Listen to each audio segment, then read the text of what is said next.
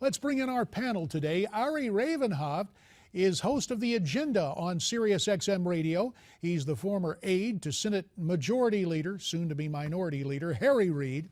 And he's Skyping in from his Washington office. And joining us from Newsmax, Washington, Republican strategist Phillip Stutts, he of the eponymously named consulting firm. Ari, we'll begin with you. Should Mayor de Blasio apologize to the New York Police Department to mend fences with officers on the beat?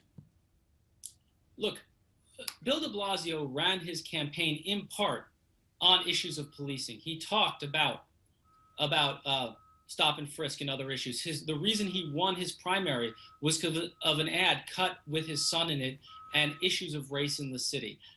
I don't know what Bill de Blasio has to apologize for other than the people of New York speaking out and electing him on these very issues.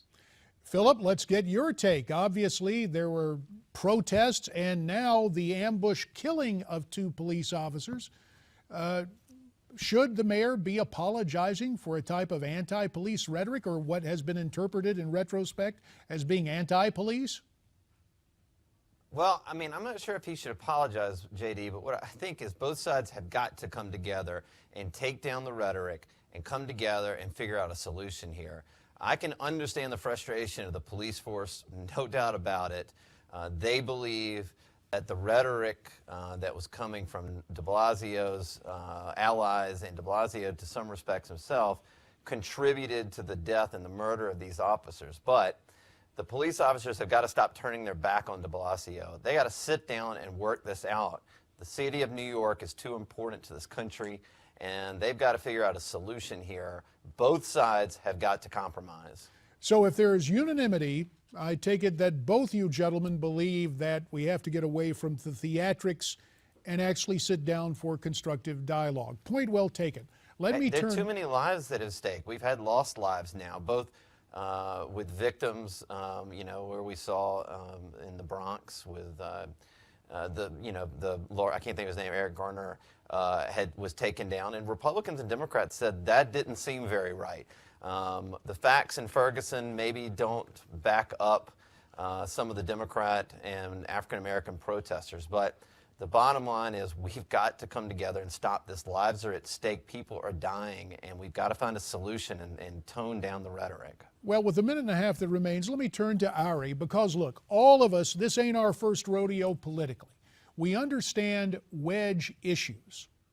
The question becomes, with having Al Sharpton as a de facto presidential advisor, is the president really interested in racial reconciliation, or is this using a wedge issue to create more division than unity, Ari?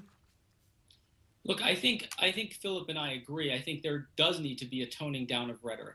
I think there does need to be people coming together. And speaking of people who have toned down their rhetoric over the past decade, I think Al Sharpton now is very different than Al Sharpton 20 years ago or the Al Sharpton of tracksuits in the 1980s. And I think we do need to tone down the rhetoric, stop demonizing people, and bring together leaders of both communities, which includes people like Pat Lynch and includes people like Al Sharpton, who might not want to talk to each other, but the only way we're going to come to a solution is if those two can come together. Let me get your take on it, Phillip. Final 30 seconds belong to you in this segment. Yeah, Al Sharpton is a tax-evading race baiter. There are people that are working in the inner cities of America, Democrats that are doing real work to solve problems and help families. Why aren't those people at the table? Instead, we have this race-baiting, tax-evading, horrible human being in Al Sharpton. Well, gentlemen, we appreciate the fact that though you may see eye to eye on broad themes, obviously, when we drill down, there is some disagreement. Tell you what, like you both to stay right there. We'll continue this discussion on the other side of the break, and when we come back, our Attorney General is about to leave office, but he hasn't left his interesting rhetoric on this subject. All that's coming up on America's Forum.